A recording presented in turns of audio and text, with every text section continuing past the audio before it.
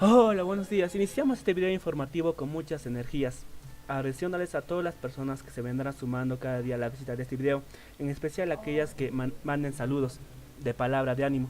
Muchas gracias. Soy de la Universidad Néstor Cáceres Velázquez de la Facultad de Ciencias Contables y Financieras. Llevo el curso con la doctora Milagros Yesenia Pacheco Vizcarra.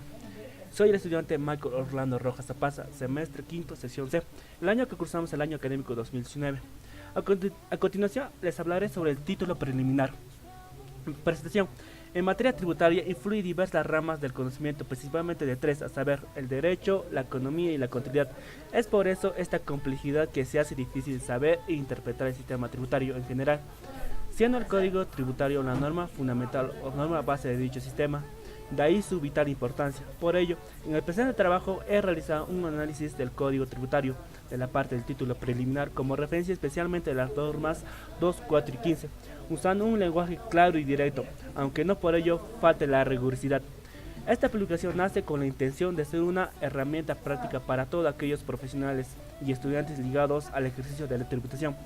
El método usado en el presente trabajo es el desarrollo analítico norma por norma, siendo ello completado con resoluciones del Tribunal Fiscal, así como oficios e informes emitidos por la Superintendencia Nacional de Administración Tributaria, la SUNAT, en respuesta a las consultas institucionales que les fueron formuladas, extraídas de sus respectivas páginas web, las que nos ayudarán a entender la posición de cada una de estas normas.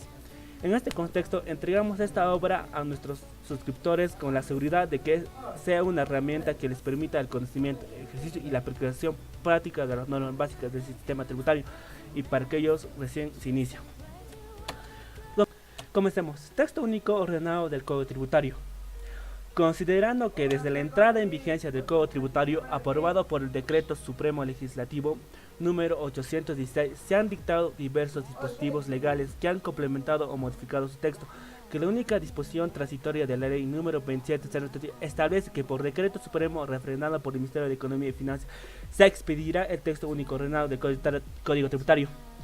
El Código Tributario en el artículo 1 dice: apruébese el texto único del Código Tributario, que consta de un título preliminar con 15 normas, 4 libros y 124 artículos, y 22 disposiciones finales, y 5 disposiciones transitorias y 3 tablas de infracciones y sanciones. Eso es lo que nos dice el texto único ordenado. Comenzamos con el tema que voy a tocar. Se trata del título preliminar.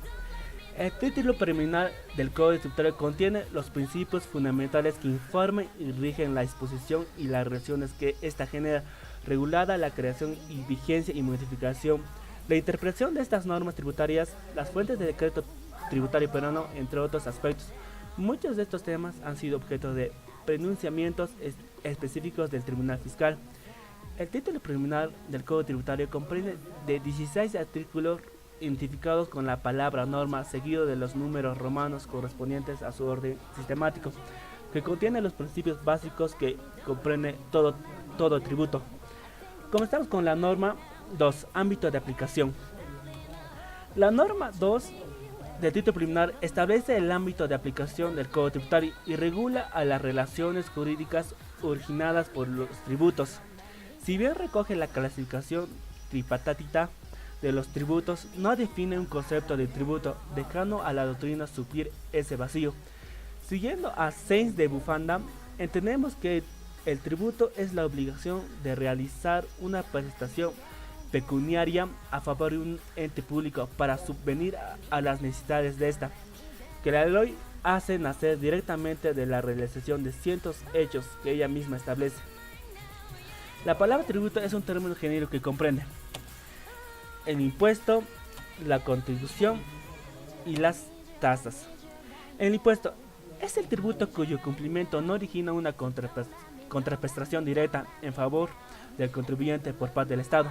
Quiere decir, según Ataliba, el impuesto es un tributo no vinculado, puesto que no existe justamente ninguna relación entre lo que el deudor paga y lo que el acreedor tributario podría suministrarle.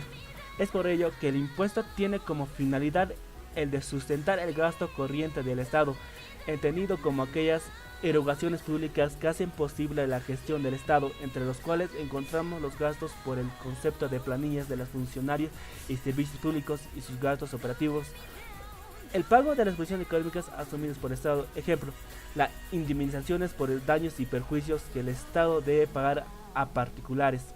Los montos por concepto de bienes o servicios a ser adquiridos por el Estado. Es lo que quiere decir el impuesto. Ahora, las contribuciones. La contribución es el tributo cuya obligación tiene como hecho generador beneficios derivados de la realización de obras públicas o de actividades estatales. De la misma manera, el mismo autor considera a la contribución como un tributo vinculado.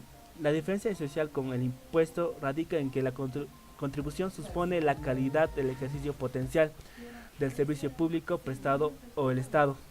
Es el caso de las aportaciones a la seguridad social. En otros países, dichas contribuciones pagadas por los trabajadores suponen el pago de un servicio que puede o no ser utilizado por los contribuyentes, pero en está allí latentemente y listo para ser utilizado y efectiva. Otro ejemplo es el caso de los peajes o de las contribuciones especiales por obras públicas, es decir, la contribución. Ahora, las tasas. La tasa es el tributo cuya obligación tiene como hecho generador la prestación efectiva por el Estado de un servicio público individualizado con el contribuyente. No es tasa el pago que se recibe por servicio de origen contractual. En el caso de la tasa, considera que se trata de un tributo totalmente vinculado, dado que la paga el contribuyente consciente en la contraprestación o pago de un servicio brindado por el Estado de manera directa y personal. El ejemplo, pago de una realiza del registro civil por la expedición de una copia certificada de una partida de nacimiento. Cuando un interesado requiere de una copia autentificada por un funcionario autorizado para fines particulares, debe pagar por el servicio de expedición de dicha copia, el cual entiende como un servicio público individualizado. Las tasas tienen tres: arbitrios, derechos y licencias. En los arbitrios son tasas que se pagan por prestación o mantenimiento de un servicio público, y los derechos son tasas que se pagan por la prestación de un servicio administrativo público o el uso o aprovechamiento de bienes públicos, y las licencias son tasas que graban la obtención de autorizaciones específicas para la realización de actividades de proyecto particular sujetas al control. Ejemplo, en el arbitrio el ejemplo sería sobre el pago de la policía o la limpieza pública o conservación de parques y jardines. Y el ejemplo de derecho sería pago para la celebración del matrimonio ante la municipalidad. Y el ejemplo en la licencia sería la construcción o anuncios, ocupación de las vías públicas, venta de bebidas alcohólicas, la cual se necesita una licencia. Okay. Ahora pasamos con la norma 4, la cual es principio de legalidad, reserva de la ley. Del Código Tributario llamada principio de legalidad y reserva de la ley. Para ello debemos entender lo siguiente: ¿qué es el principio de legalidad y qué es la reserva de ley? ¿Qué nos quiere decir la norma con esto? ¿Es lo mismo? El principio de legalidad significa la prevalencia de ley sobre cualquier actividad o función de poder público. Esto quiere decir que el actuar del Estado debe estar regido por una ley y nunca por la voluntad de los individuos. ¿Qué es lo que podemos decir por la reserva de ley? Esto significa que la Constitución reserva determinadas materiales para ser reguladas de esta manera o menos completa por la ley. Es lo que se denomina reserva de ley. Por tanto, la reserva de ley implica una determinación constitucional que impone la regulación solo por ley o ciertas materias. Dirán, Michael, ¿cómo que no la entendí muy bien? Es más, no encuentro mucha diferencia entre ambos. Bien, lo explicaremos de esta manera. Hablando de derecho tributario, podemos decir que mientras la reserva de ley me indica que la facultad de crear tributos está reservado para el órgano encargado de dictar leyes, es decir, para el poder legislativo y para el poder ejecutivo en caso de delegación de facultados, el principio de legalidad nos dice que los mismos o tributos deben estar creados mediante una ley. Bien, una vez entendido los conceptos de la norma 4, pasemos a desarrollar en norma en sí. Solo por ley o por decreto legislativo se puede 1.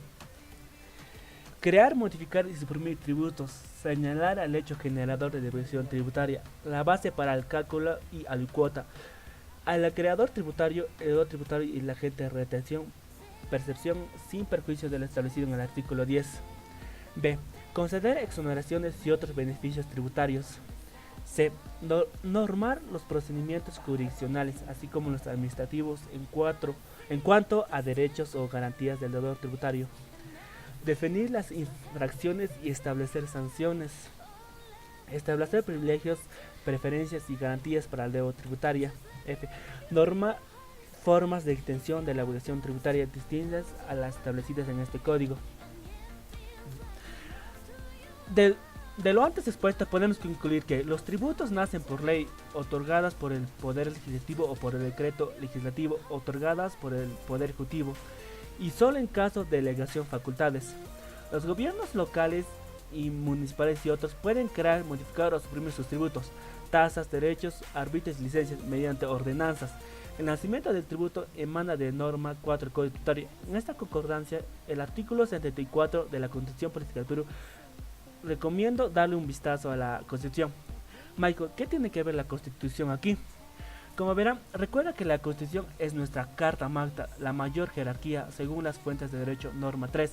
Es por ello que todas las demás normas de rango inferior deben estar acopladas o arregladas a la Constitución Política de Perú. De no hacerlo, serían consideradas normas anticonstitucionales. Ahora continuamos con la norma 15, que trata sobre la unidad impositiva tributaria. En sus siglas, la UIT. La unidad impositiva tributaria es un valor de la referencia que puede ser utilizado en las normas tributarias para determinar las bases imponibles, deducciones, límites de afectación y además aspectos de los tributos que considere conveniente el legislador. También podrá ser utilizada para aplicar sanciones, determinar obligaciones contables y inscribirse en el registro de contribuyentes y otras obligaciones formales. El valor de la UIT será determinado mediante decreto supremo, considerando por los supuestos macroeconómicos, obviamente. El nuevo valor de la unidad impositiva tributaria fue aprobada por el gobierno y asciende a 4.200. Este regirá desde el 1 de enero de 2019, según decreto supremo 228, publicado en las normas legales del diario peruano. ¿Qué dice la norma 15? También podrá ser utilizada para aplicar sanciones, determinación de obligaciones contables y inscribirse en el registro de contribuyentes y otras obligaciones. Esta parte sí nos interesa demasiado, porque gracias a la UIT podemos pagar nuestras faltas de acuerdo a cuánto esté señalado la UIT. Por ejemplo, en este año es del 2019, es 4.200, digamos. Es que nos cierra, como ves en la imagen, si nos cierra temporalmente o nos infraccionan, podemos sacar de acuerdo a la UIT. Digamos que podemos pagar 3 UITs, o sea, tenemos que multiplicar 3 por 4.200 y pagar ese monto a la SUNAT por nuestro fallo y error que hemos cometido. El valor del UIT será determinado mediante el decreto supremo considerando los supuestos macroeconómicos. O sea, el gobierno central no puede simplemente aumentar el precio por así. Tiene que hacer un análisis de la economía de Perú, como dice acá, los supuestos macroeconómicos. Tiene que hacer un análisis profundamente de cuánto podemos aumentar la UIT. Esto sería todo, compañeros y público en general. Gracias por ver el video hasta el final. Si te gustó y te ayudó e informarte, puedes dejar un comentario y dar un like a este video. Muchas gracias. Espero que les ayude mucho en sus tareas. Gracias.